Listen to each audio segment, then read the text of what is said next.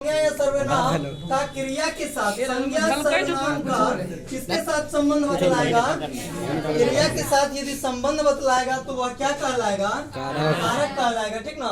और लिखा है दूसरा डेफिनेशन, जो क्रिया की उत्पत्ति में सहायक हो या जो किसी शब्द का क्रिया से संबंध बताए वह कारक कहलाता है। आप लोगों को नॉर्मली पढ़ाया है संज्ञा किसे कहते हैं, सबको पता है ना? किसे कहते हैं संज्ञा? किसी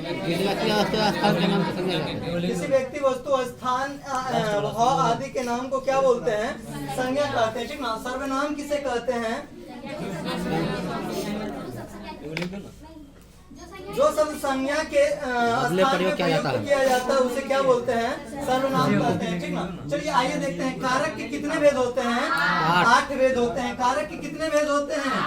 ये 8 बोलिए या हिंदी में 8 बोलिए या नंबर में 8 बोलिए। ठीक ना।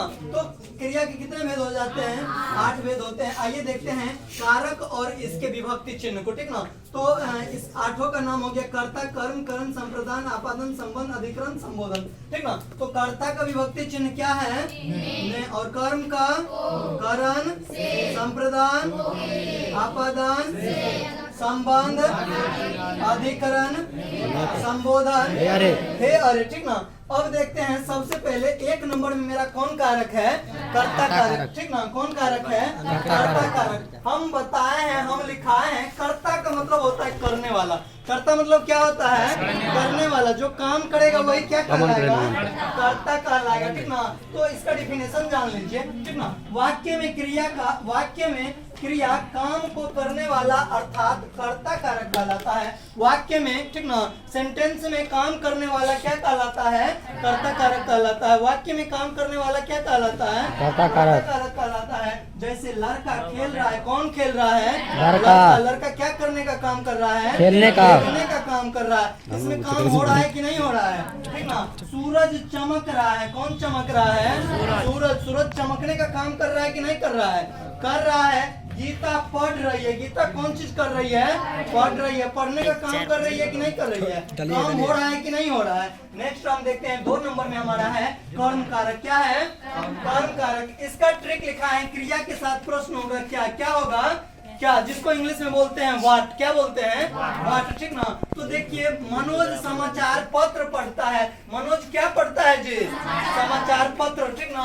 यदि हमको यानी कि एग्जाम में पूछेगा कि बताइए कि इनमें से कर्म कारक कौन है, ठीक ना, तो हर हमेशा याद रखना है। इसका ट्रिक है कि क्रिया के साथ प्रश्न होता है क्या। ठीक ना। जैसे मनोज समाचार पत्र पढ़ता है, इसमें मनोज क्या पढ़ रहा है? समाचार पत्र पढ़ रहा है। क्या पढ़ रहा है? समाचार पत्र पढ़ रहा है। और इसमें जो समाचार पत्र पढ़ने का काम कर रहा है और ये कर्म कारक है। ठीक ना। जैसे मनीष ने मनोज को पुस्तक दी। मनीष ने मनोज को क्या दिया? पुस्तक दिया। क्या दिया? पुस्तक दिया। इसके यानी कि डिफिनेशन को जान लेते हैं। व्यक्ति की क्रिया का फल जिस संज्ञा पर पड़ता है, व्यक्ति की क्रिया का फल जिस संज्ञा पर पड़ता है उसे ही क्या कहते हैं? कर्म कारक कहते हैं। कहते हैं कि नहीं कहते हैं? और कर्म का आगे देखते हैं। ठीक ना। आगे देखिए कि मनोज समाचार पत्र पढ़ता है, मनीष ने मनोज को पुस्तक दी। ठीक ना। यदि इसके साथ हम लोग प्रश्न करते हैं, मनोज क्या पढ़ रहा है? समाचार पत्र पढ़ रहा है। मनीष ने मनोज को क्या दिया? पुस्तक दिया। ठीक ना। इसमें प्रश्न हर हमेशा क्या आता है? आगे देखते हैं 3 नंबर में हमारा है करण कारक। करण का मतलब होता है क्या? साधन। क्या होता है? साधन। ठीक ना। साधन का मतलब समझ रहे हो ना? ठीक ना। साधन का मतलब होता है जिसके माध्यम से हम लोग कोई भी काम करते हैं या एक स्थान से दूसरे स्थान तक जाते हैं या कोई भी सुविधा करते हैं। ठीक ना। तो वही हमारा क्या कहलाता है? साधन, ट्रांसपोर्ट कहलाती है। ठीक ना। अर्थात जिस साधन के द्वारा क्रिया की जाती है उसे कर्म कारक कहते हैं। ठीक ना। जिस साधन के द्वारा, ठीक ना, क्रिया किया जाएगा, काम किया जाएगा, ठीक ना, उसे क्या कहते हैं? कर्म कारक कहते हैं। कर्म का मतलब क्या होता है मेरे भाइयों? साधन होता है। क्या होता है? साधन होता है। हर हमेशा ध्यान रखिएगा। मोहन ने चौहान को अपनी पुस्तक दे दी। ठीक ना। देखिए क्रिया के साथ हर हमेशा प्रश्न होगा कैसे और किसको। क्या होगा? कैसे और किसको। ठीक ना। जैसे मोहन ने चौहान को अपनी पुस्तक दे दी। मोहन ने अपनी पुस्तक किसको दे दी? चौहान को। इसमें क्रिया के साथ क्या प्रश्न आ रहा है?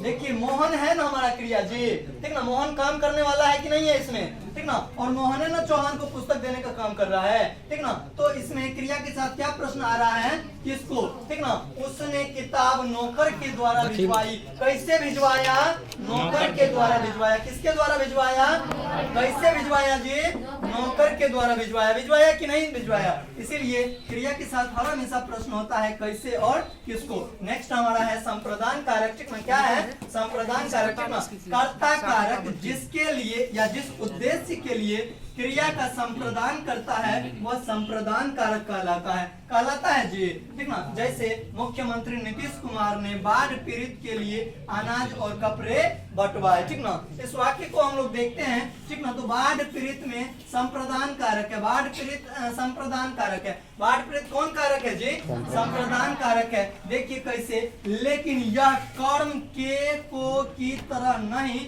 के लिए का बोध करता है, ठीक ना, देखिए मुख्यमंत्री नीतीश कुमार ने, ठीक ना, देखिए यहाँ पे हम देखे थे कर्ता ने कर्म को, कर्म का क्या चिन्ह है ओ, ठीक ना, मुख्यमंत्री नीतीश कुमार ने बाढ़ पीड़ित के लिए अनाज और कपड़े